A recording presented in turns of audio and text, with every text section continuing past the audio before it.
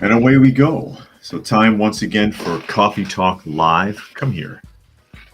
Coffee Talk Live, which you can find Monday through Friday at 2 p.m. Eastern Standard Time on YouTube.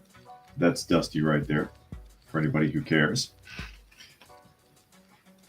At Coffee Talk Live and at Prepper University. You can find me on X at Coffee Talk Chat. And of course, Coffee Talk Live is talking about the news and what is going on in the world today, as we have a little bit of discussion with those of you who are able to join us for the live portion, and hopefully you can. And if not, I just told you where you could find the live portion, starting a little bit early today. And ARN is talking ARN already on it. Yeah, I've got that story pulled up. That just happened. Lebanon cyber attack. And there's a lot to be said about that. And I got a few points to make about it when the story comes up. And Country Living is here from central Minnesota. Again, we're going to have a little bit of a discussion about the news, taking a look at what's going on in the world and having a little bit of dialogue with those of you who are joining us for the live portion. And again, if you wanted to join the live portion, you can find us on YouTube. Country says they might have to cut out early. Phone battery, low face. Uh-oh. Yeah, watch out with those phones. But yeah, a lot going on in the world. Today. And we're going to, of course, including the Lebanon story, because that just happened, or that's just been revealed within the last few hours. We're going to start off with Ryan Ruth, because more has been revealed about Ryan Ruth now that I think is pretty interesting. And I have a few other points to make about Ryan Ruth as well. NBC News article, Ryan Ruth camped out 12 hours and didn't have Trump in his line of sight when the Secret Service fired at him. And that's video footage of him being pulled over and arrested, which they said was perplexing. They called it perplexing because he was so calm under the circumstances. Like, you're being pulled over by all these cops, keeping in mind that he's had more than 100 altercations with law enforcement in the United States, that he's been to the Ukraine in attempts to recruit people, acting as a mercenary, as it were. I see Vegan is here, as well as Tuck. It says like, share, and subscribe. Much appreciated. So here we go. NBC News article. The man arrested in connection with an apparent attempt to assassinate Trump is a former supporter who turned against the former president in part for foreign policy reasons, and later traveled to the Ukraine, where he made an ill-fated attempt to raise a volunteer force to fight the Russians. I have not heard that he was a former Trump supporter anywhere. This is new. The revelations about Ryan Wesley Ruth emerged Monday, a day after a Secret Service agent rousted him from a hiding place at the West Palm Beach, Florida golf course where Trump had been playing. Sheriff deputies later took him into custody. Ruth, it was revealed in court papers, had been camped out in a wooded area with a loaded SKS-style rifle near the course for 12 hours before he was spotted, raising new questions about whether the Secret Service was doing enough to protect a politician who had already survived one assassination attempt. Trump was on the fifth fairway and not in Ruth's line of sight when the agent engaged the suspect, said Ronald Rowe, acting director of the Secret Service. Ruth also never fired his weapon. However, Ruth, who was 58 years old, was equipped to kill, the criminal complaint said. In addition to a digital camera and 2 bags, investigators found a loaded SKS-style 7.62 caliber rifle with a scope with obliterated serial numbers. That's important to note. And a plastic bag containing food, likely to sustain Ruth while he waited in the wooded area. What I find interesting is, since this was not an advertised event, really, and that nobody knew Trump was going to be there, how did he know that he was camped out for 12 hours in the first place? And Carrick has joined us. We're a little early today because I have an appointment this afternoon. Normally I come on at 2 p.m. Eastern Standard Time. Today we're doing it at 1. But I find it interesting that he even knew. Another thing I find interesting that's being glazed over, and actually even Mark Dice made fun of this, and that's the fact that over the last few years he's made multiple donations to the Democratic Party, but it only adds up to $140. And Mark Dice made fun of that, but I think something might be getting missed there. And yeah, tinfoil hat time, okay? Because this sounds like something you'd read in a dime store novel. Since all of those donations were made to the exact same foundation, could they have been a code? You know, maybe a dollar amount meant something specific. $1 meant yes, $2 meant no, $3 meant maybe, $4 meant mission accepted, $5 meant mission incomplete. Who knows? I'm just throwing that out there for the sake of argument. I'm not saying that's what it is, but multiple donations over the course of years to a single entity that only amount to $140 in total. Lucky says an hour early and I'm on time. What's going on here? Yeah, no, we're starting early today because I have an appointment this afternoon that I can't get out of. And Country says, of course, the media is going to say he used to be a Trump supporter trying to show people pulling support. Yeah, I never heard that. That's new. I don't know if it's true or not. I do think it's interesting, though, that he knew where Trump was going to be in advance, even though it was not advertised. So only a handful of people would have known. And secondly, and again, I could be reading too much into his donation structure, but there could be something to it. And I think it's being overlooked. And Jane is here. Yeah, another shooter. That's right. NPR radio said the man spent time in the Ukraine. Yes, he did. Wannabe or possibly a professional mercenary. He claims to only earn less than $3,000 a month, that he has no assets. He is allegedly a Florida resident, but the only tangible things that he owns are 2 trucks, and they are located in Hawaii. But he has been to the Ukraine trying to recruit. He has had over 100 altercations with law enforcement in the United States. And he does have a prior conviction. I believe it was for being in possession of fully automatic weapons without the proper licensing. And I see Legends has joined us here today, doing a little bit early today, because I have other business. I mean, he has the earmarks of a mercenary. Further investigation reveals something else that's really interesting about this guy. And it's been fact-checked. And I find the fact-checking to be suspect. And Jane says, how did he get a gun if he's a felon and been in a psych ward? Yeah, well, plus the serial numbers were scraped off on the weapons. I find, or the scope or whatever. I think that's really interesting. I thought that was really interesting. Lucky says, I thought you already saw your parole officer. No, it's actually a dental appointment. It is a dental appointment. Here's a fact check about Ruth that I think is really interesting, and I'm going to debunk this fact check really quick. Newsweek, was Trump suspect Ryan Ruth in a BlackRock ad? Was he in a BlackRock ad? You remember not too long ago, there was a shooting incident, and that kid was in a BlackRock ad, right? Jane wants to know if there's female mercenaries. I've never heard of a female mercenary. Never heard of that. Not one that's active in a combat situation.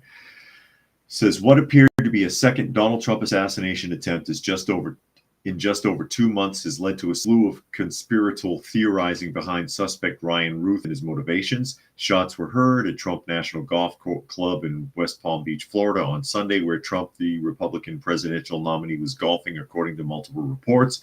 Former president, who was uninjured, returned to his home at Mar-a-Lago Club, Palm Beach, after the incident.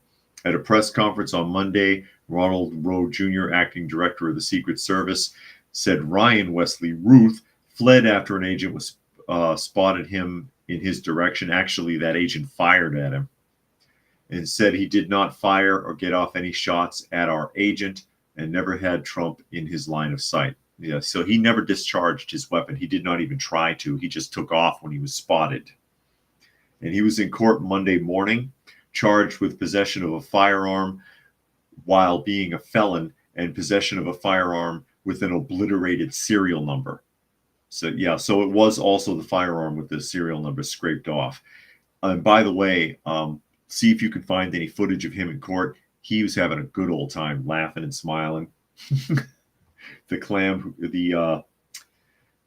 canary who was swallowed by the cat, look on his face. Amid the speculation surrounding Ruth's social media posts share on Monday, a claim he had appeared in a video for the investment firm BlackRock. Okay. So here's the fact check. Let me see if I can find the fact check. It's down here. Okay, false. And this is according to Newsweek, right? Newsweek article says that is false. While it does appear Ryan Ruth is in the video, it is not an ad for BlackRock. It is footage from a protest in April 2022 held in Kiev's Independence Square, where the relatives of the Ukrainian military demanded the safe return of their families from besieged Avonstal Iron and Steel Works in Mariupol, if I pronounce that correctly. So it was not a video that was produced by BlackRock, but it is a video that was used by BlackRock. But BlackRock is still then connected to it, isn't he? Aren't they? Aren't they still connected, even if they didn't produce that video, if they made use of it? It says right here, BlackRock did not produce the video featuring Ruth. That's still kind of a coincidence. A lot of people could see where there is a coincidence there and find that to be suspicious. But I just wanted to run that over. Really quickly. And while we're on the subject, because everybody has forgotten completely about this guy, because it's the second, not necessarily the second failed attempt, more like the third. ABC News, who remembers this guy? We're going to open this article up really quickly.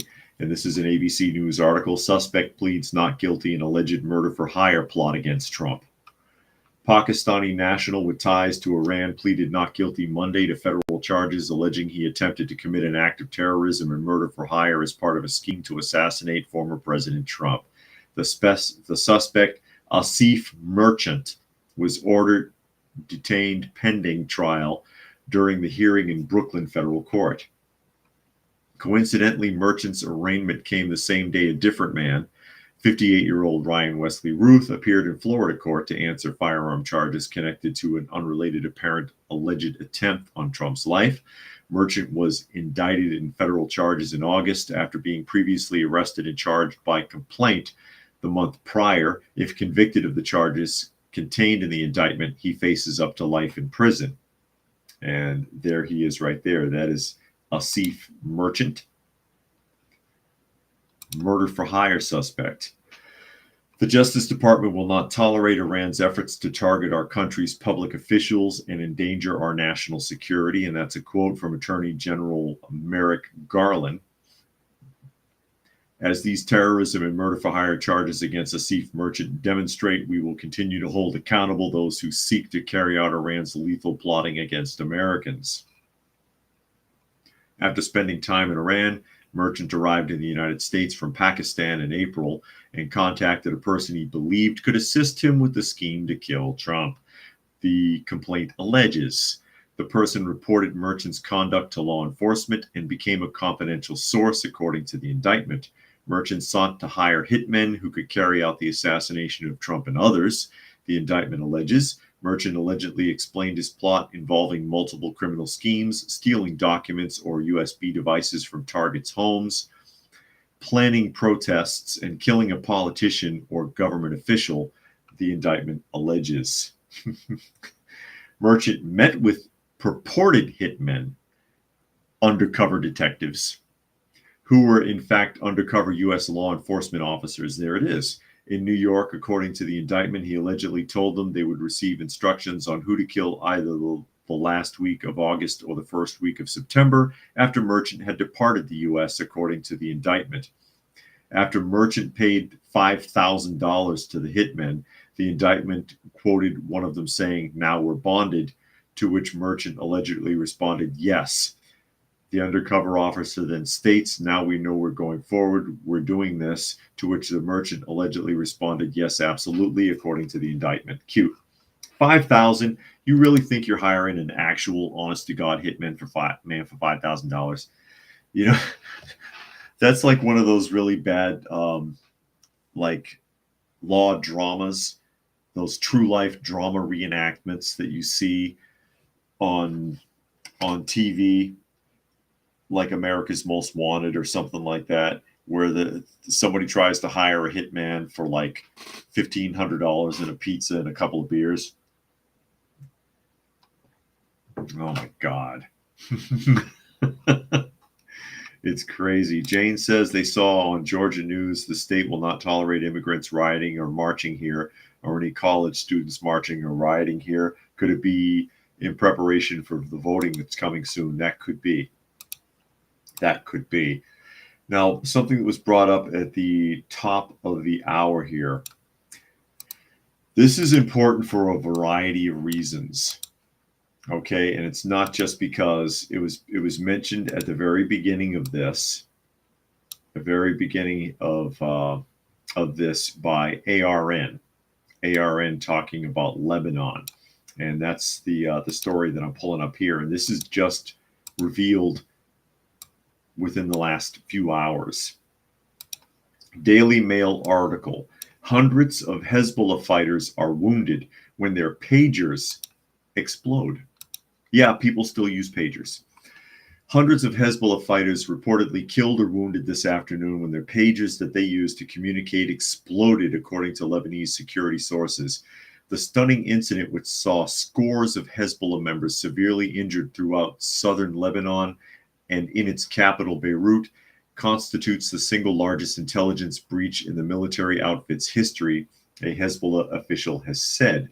The sudden and unexpected detonations gave way to widespread panic and chaotic scenes in Beirut, with various images depicting victims sporting significant wounds as they lay on the ground surrounded by terrified bystanders.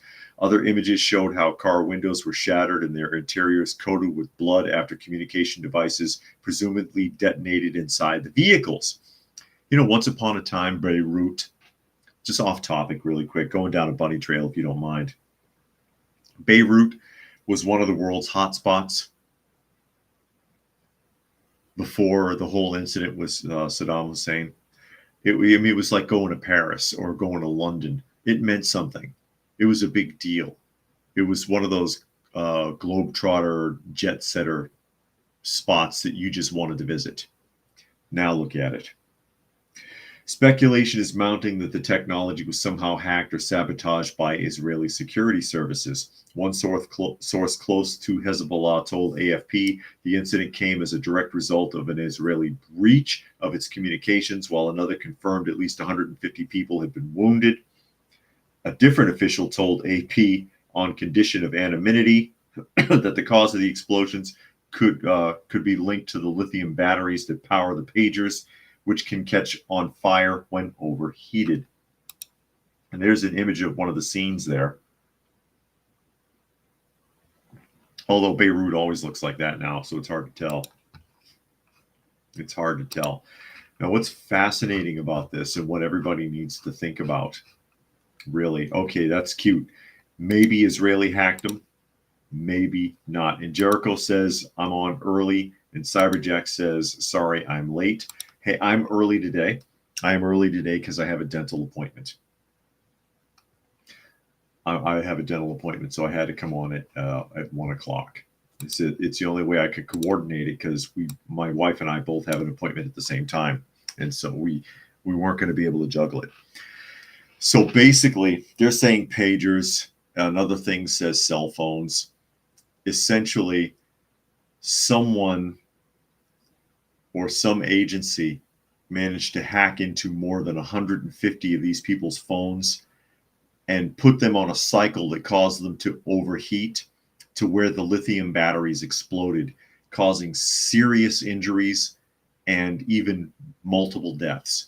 Apparently, a lot of these guys were killed, and many of them are very seriously injured. Because if you can imagine having a lithium battery suddenly explode and melt down while it's in your pocket or in your jacket and burns a hole through you, okay?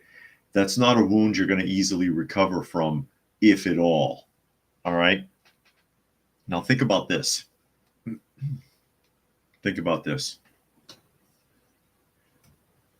You've all got one of these. I've got one. You've all got one. And almost everybody keeps it close enough to them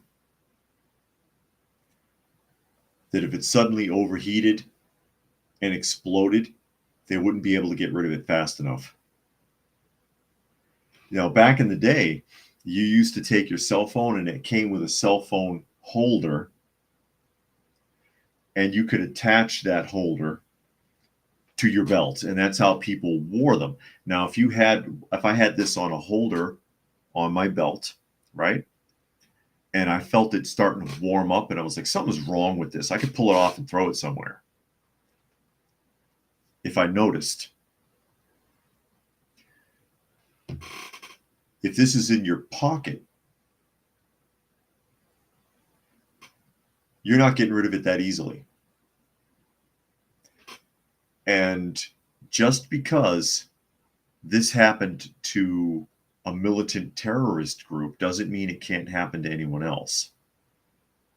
It doesn't mean that any person or agency could target a single individual or multiple individuals based on their phone number, track that phone, get into it, put whatever virus that happened to them, because they all exploded at the same time. That's important to note. 150 plus targets all at once. Bang. Which was alluded to in Captain America Civil War, right? Was it the second Captain America one with the helicarriers? All we have to do is take out 25,000 targets on U.S. soil. We'll hit them all at the exact same time from the 6 helicarriers, or is it 3 in the movie? The helicarriers can hit all 25,000 targets all at once, and then we can reset our government. That was the plan, right? It's just been demonstrated you could do that with your cell phone. That they could hack your phone, blow it up, and seriously wound or kill a single target individual or multiples. We already know they can target they can hack your phone and turn on your camera or microphone, even if your phone is turned off. Because it's been done by law enforcement agencies. It's been done. So now they can blow it up too, because that battery's freaking dangerous.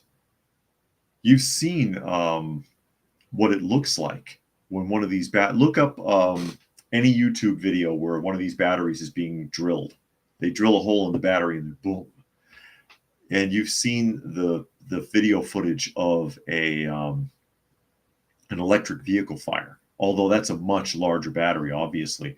But this is enough right here to cause seriously injury or death. And everybody's got one. They've got these in third world countries. Homeless people have cell phones. Homeless people have cell phones.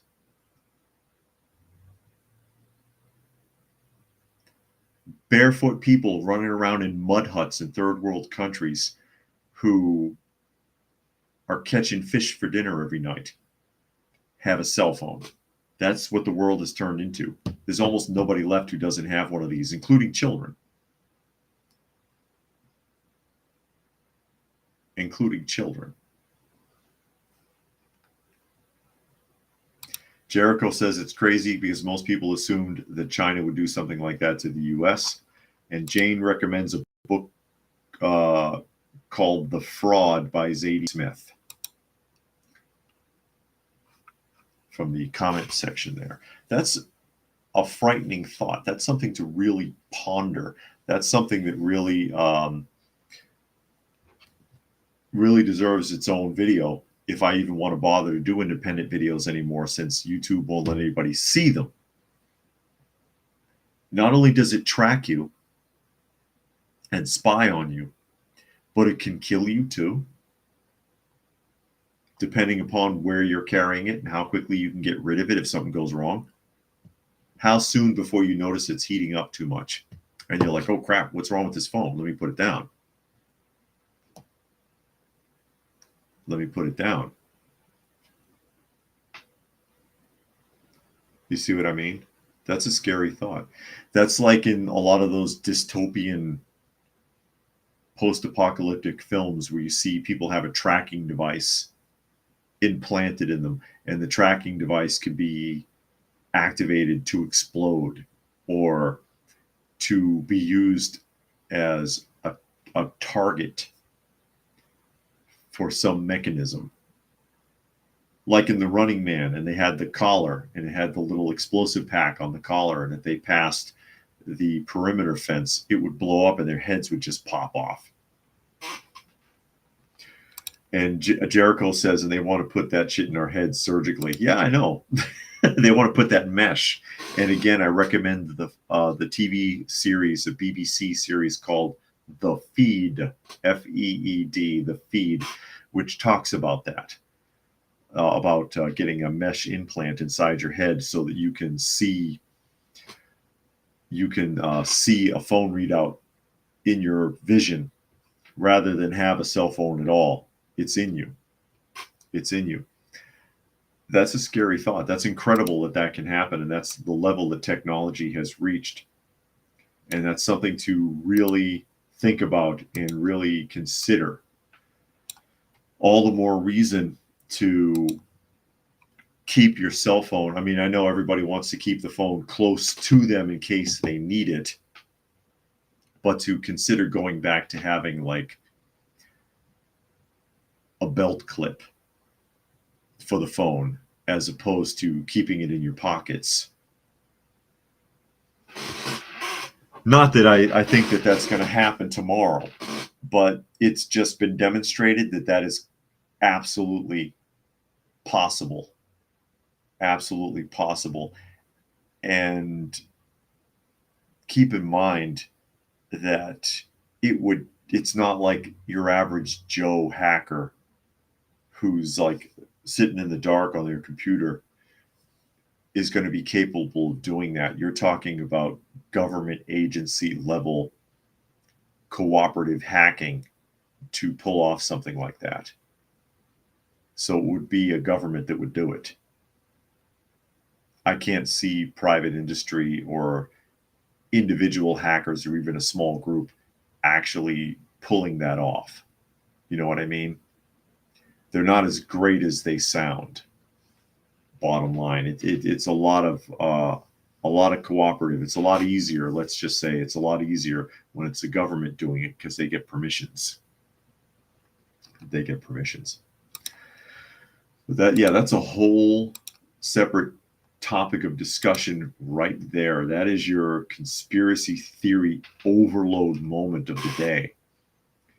That they are capable of doing something like that now. That and Jericho says, yeah, I'm telling you, someone helped Israel out. If Israel even do it, I mean, obviously the Lebanese are going to blame Israel. So they're saying, oh, it was Israeli security forces. Maybe not. It could have been anybody. Hell, we could have done it. It could have been the U.S. and then let the chips fall where they may. Blame whoever. Time will tell, or maybe it won't, because it could be one of those things where you never quite get the truth. They never quite get the truth. But in other news, USA Today article, you may have seen this. This is trying to be the top story. Sean Diddy Combs arrested in New York following sex trafficking investigations. So they found him.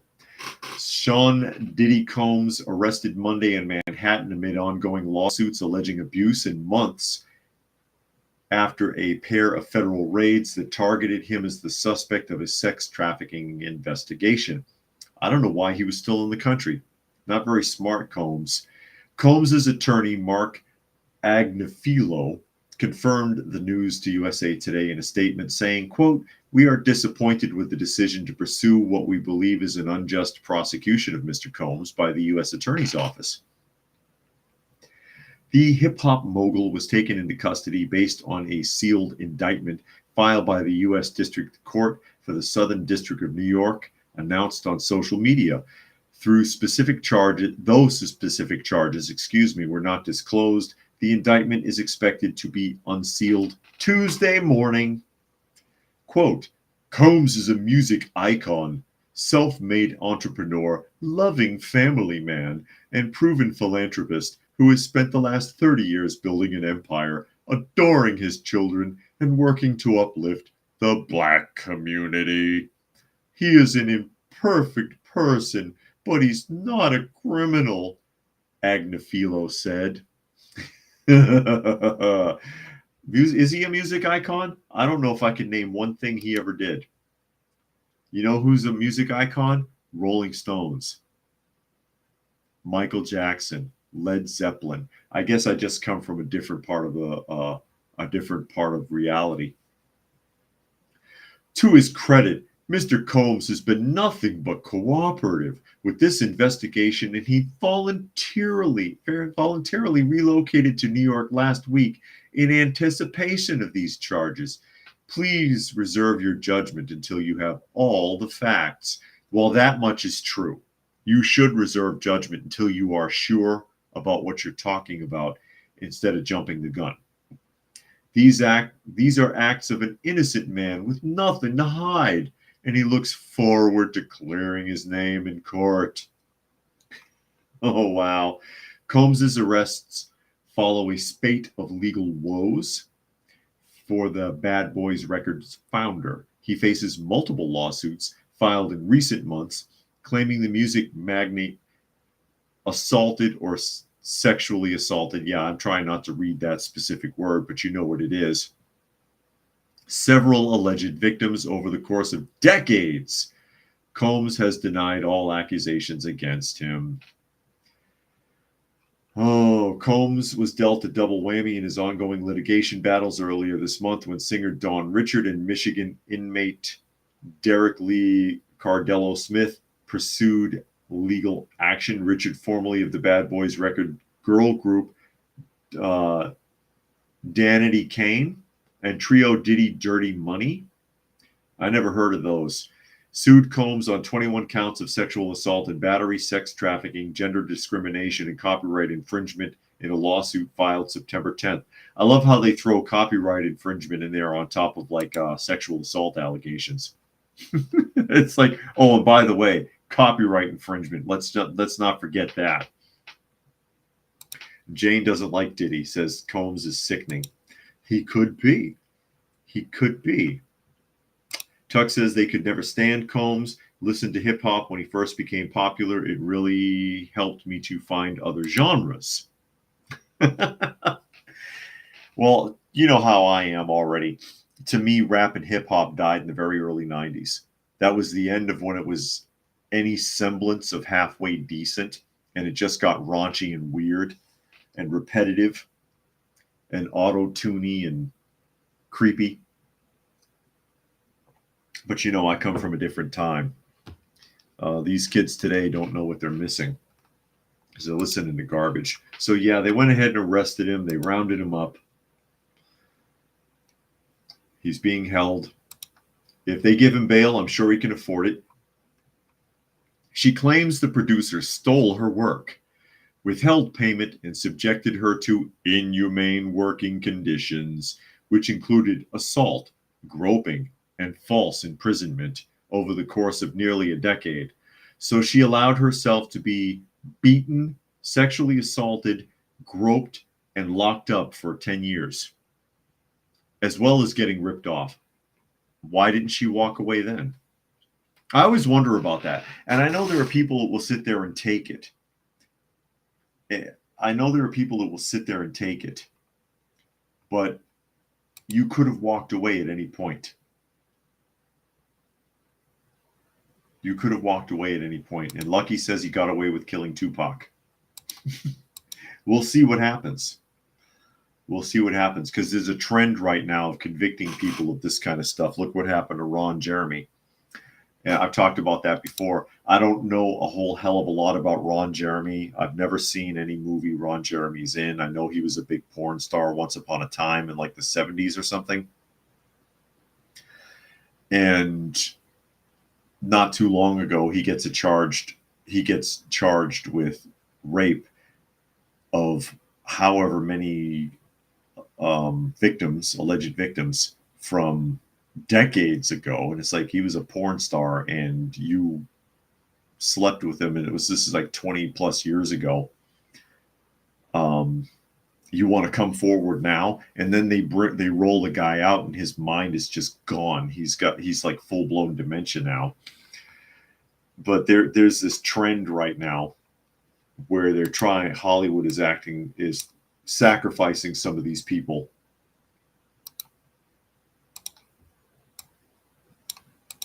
and acting like they're going in a completely different direction.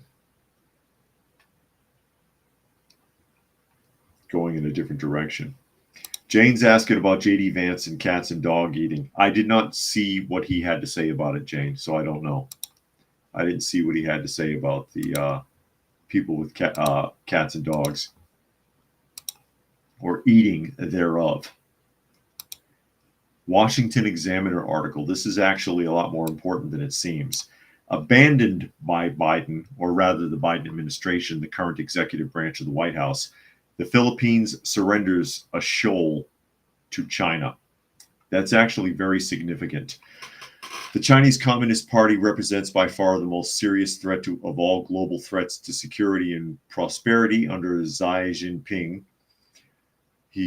China seeks to replace a U.S.-led democratic international order built around the rule of law with a feudal mercantilist order led by China, an order in which the peace, trade policies, and other concerns of nations are dependent upon obedience to Beijing. It's critical, then, that the United States resist Chinese efforts to advance this agenda. Unfortunately, the U.S. is manifestly failing to do so in the South China Sea. That's the lesson from the Philippines' decision, this just happened recently, to withdraw a Coast Guard vessel, Teresa Magbuana, from the Sabina Shoal. That shoal is 90 miles west of the Philippines, well within Manila's exclusive economic zone. It is 730 miles southeast of China's Hainan Island, but as with the nearly entirety of the South China Sea, China absurdly claims the shoal as part of its sovereign territory. The Chinese Coast Guard has been actively harassing the Teresa Magbuana, preventing her resupply and leading to her crew's declining health. That left President Ferdinand Marcos' government with a choice between using force to break the de facto Chinese blockade or withdraw its last remaining ship out there.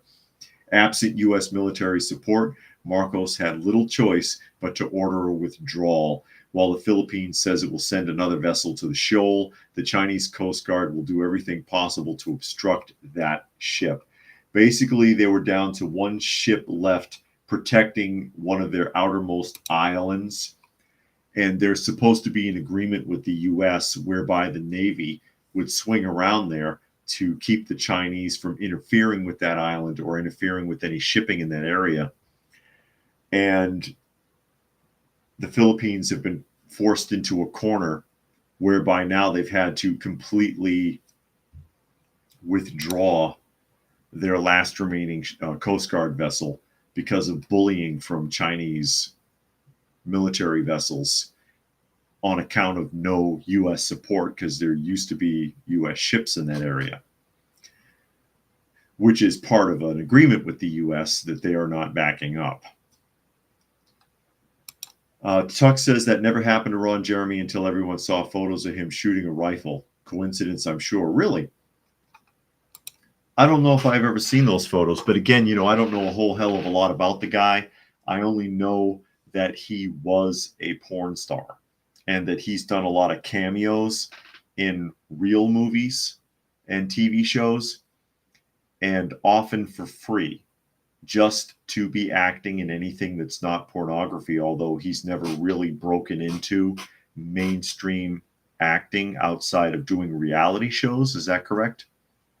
But I don't really know a whole hell of a lot about the guy, and I'm not I'm not into pornography anyway, so I've never seen. I don't think I've ever seen anything with him in it. I've seen a couple of pornography things when I was a teenager, but I never really got into it, and I've as an adult, I don't bother with it at all. I'm not. It's not part of my lifestyle, shall we say.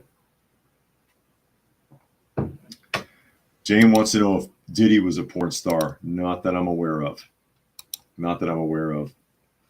But this is actually rather significant. And again, it's 730 miles away from the outermost portion of an island that's connected to China. So it's even further from mainland China, but it's within the Philippines zone. It's within their waters. And their outreach, their intimidation model and bullying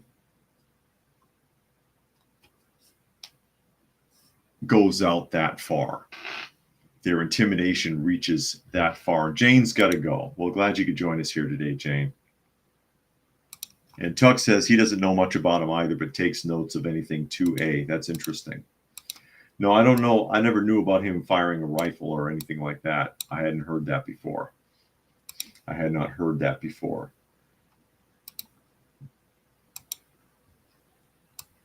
Now this I'm going to throw up here. It's not an article. It's actually a video clip, but I'm not going to bother to play it because I really do not care about this at all. Okay?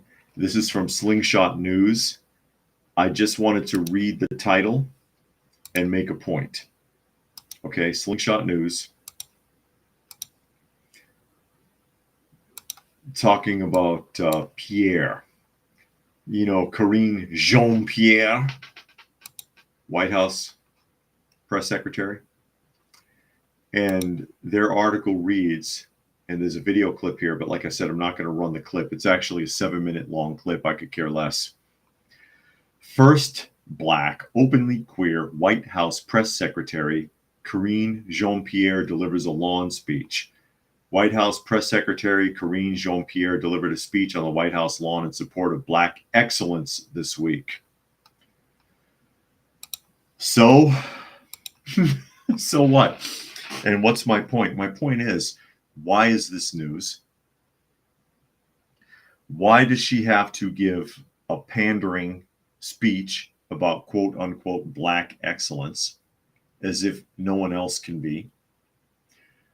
Why does she have to be billed as being historically significant for being the first Black, openly queer White House press secretary? And there's something I've brought up a lot recently. I am tired of every little stupid thing being history. I don't care about any of that. Can a press secretary legitimately do anything that is historically significant in the first place? Not everything is going to make it into the history books. Most things don't deserve to make it into the history books, and this is certainly one of them. But we're going to brag about how she's the first Black, openly queer White House press secretary. So the hell what? I don't care. Is she good at her job? Well, if her job is to divert questions, then yeah, I guess she is. Because her job is basically to cover for the president, correct? And Abdullah has joined us. Glad you could make it today. And Jericho says it's historical. Are you kidding? Yeah, it's history, man. It's got to go in the history books. And you know what? If you've got a kid in public school, they're gonna force them to learn about it, like it's a big deal. They're gonna force them to learn about it, like this is freaking Wellington beating Napoleon here. That level of significance. Oh, I'm sorry. Your kids aren't going to learn about the Napoleonic Wars in history class. They're not going to learn about the Jacobite uprisings. They'll glaze over the Civil War, except for the slavery part. But this will be at the top of the bill.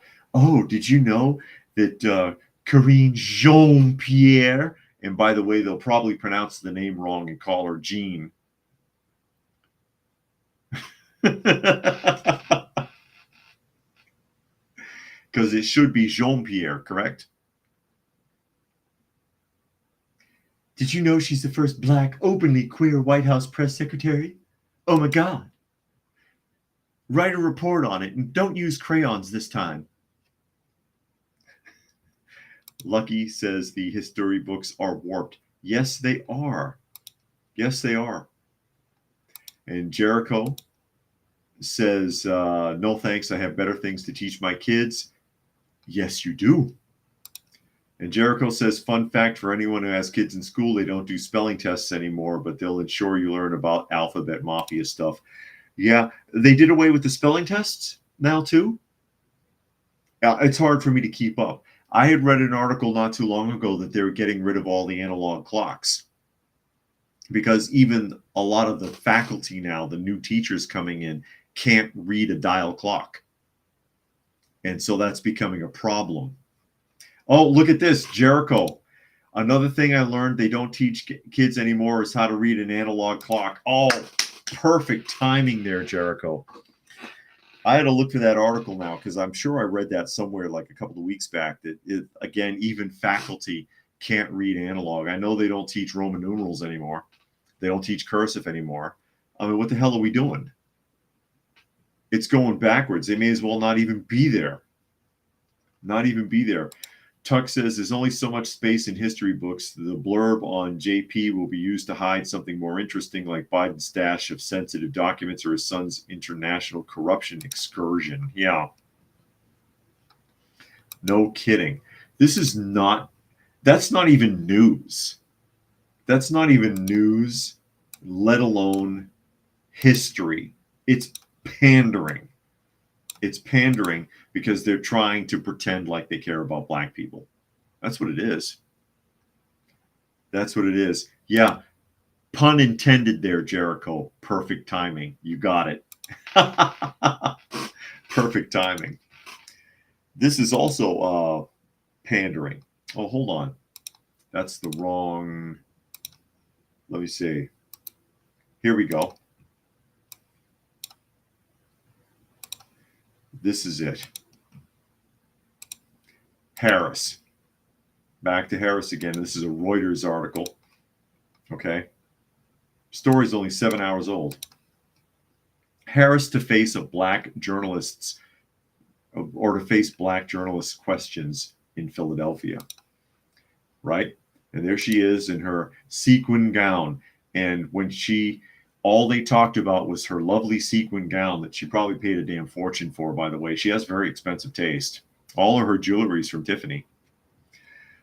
But nothing about the fact that or hardly anything about the fact that she tried to do a Southern black accent. So here we go. Black journalists will have their chance to press U.S. Democratic presidential candidate Kamala Harris on her plans during an interview Tuesday. Harris will participate in a Philadelphia forum organized by the National Association of Black Journalists, scheduled after the U.S. Vice President did not attend the group's convention held in Chicago this summer, because she thought she was still going to be the vice president. So she's like, screw them journalists. Who gives a shit about them? Oh, but now you want to kiss their ass because they're black, and you want people to know that you're black, or at least black enough, since that comes very much into question. Her Republican rival, Donald Trump's appearance at the event in July led to controversy over his comments questioning Harris's racial identity and his treatment of one of the moderators over a line of questioning he regarded as unfair.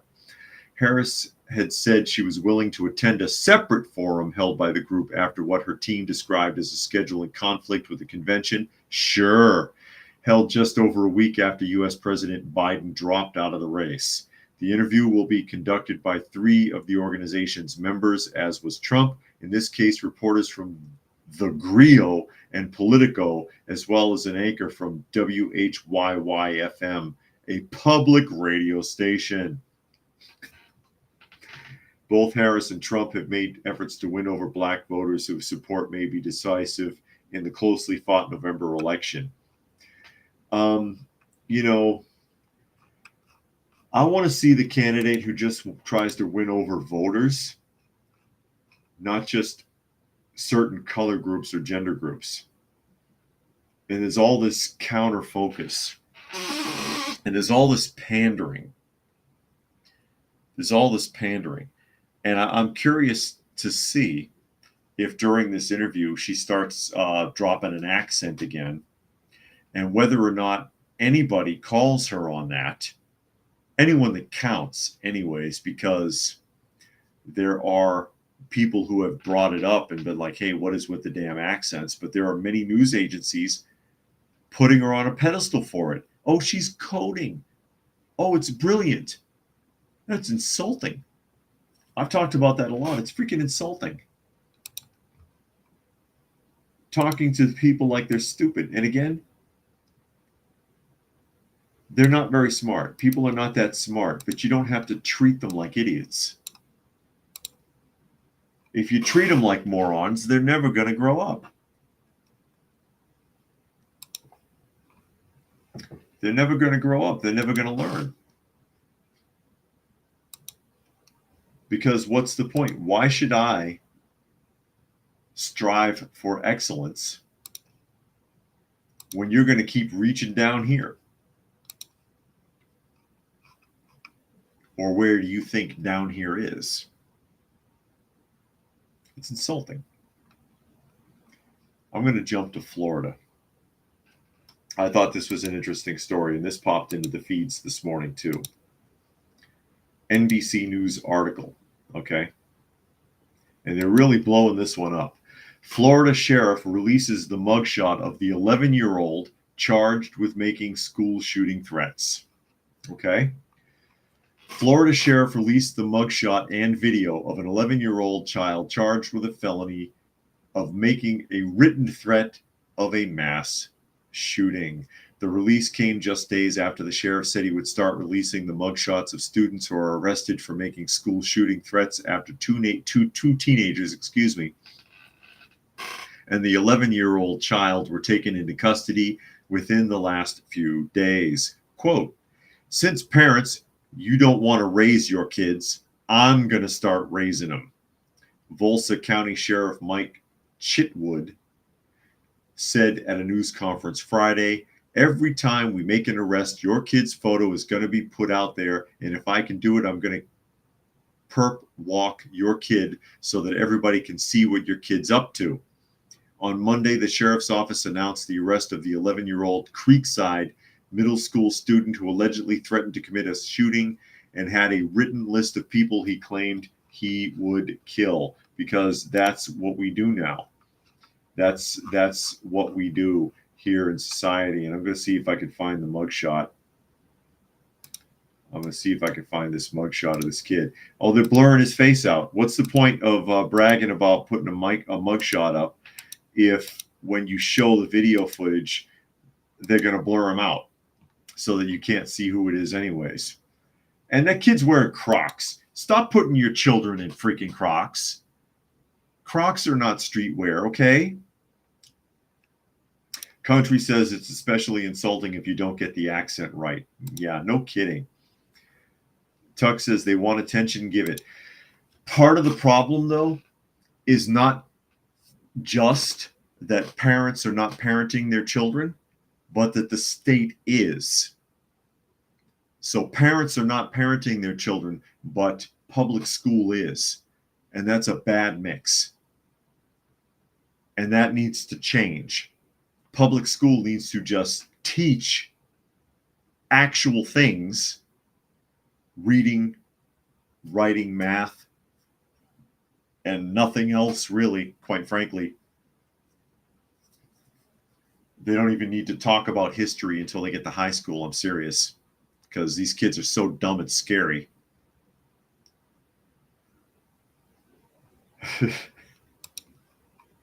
But the parents also need to do their jobs, and they're not, because the parents, most of them don't want to be parents. I've talked about this a lot. A lot of parents are bad parents because they had bad parents, and you pass on that generational curse. They don't want kids, but you'll never get them to admit it. Oh, I love my kids. You don't. No, you don't. No, you don't. You want to be your kid's friend because you don't want to deal with them. You don't want to discipline them. In many cases, parents are afraid to discipline them because the state gets involved. State interference and lack of parenting, it's a bad combination, and this is what you get. That and medication. I can go on and on. This is what was confiscated from the kid, okay? And they're making a big to-do about it. But if you look carefully, those are airsoft rifles. Those are all airsoft rifles and airsoft equipment. And the swords and stuff, the swords there, those are display swords. Do you know what I'm talking about? Some of you know what I'm talking about. Anybody there use edged weapons? That's the stuff that you go and you buy at the mall that you can't even freaking sharpen. The knives might be something else. But the swords are garbage. The guns are toys. They don't have any actual weapons. That's just kids being stupid. And Fluke Man forgot I was starting earlier today. That's okay. Yeah, starting at 1 today, 1 p.m. Eastern Standard Time instead of 2, because I had an appointment. And I might have to do it early tomorrow, too, because I'm having more rigmarole with one of the area animal shelters, and I might have to be out there at 2. So that's a whole nother problem. I may have to start at like noon tomorrow, actually. Jericho thinks it's funny I hate Crocs. They're bad. People wear the Crocs because they say they're easier on their feet, but they'll make it harder on your feet over time.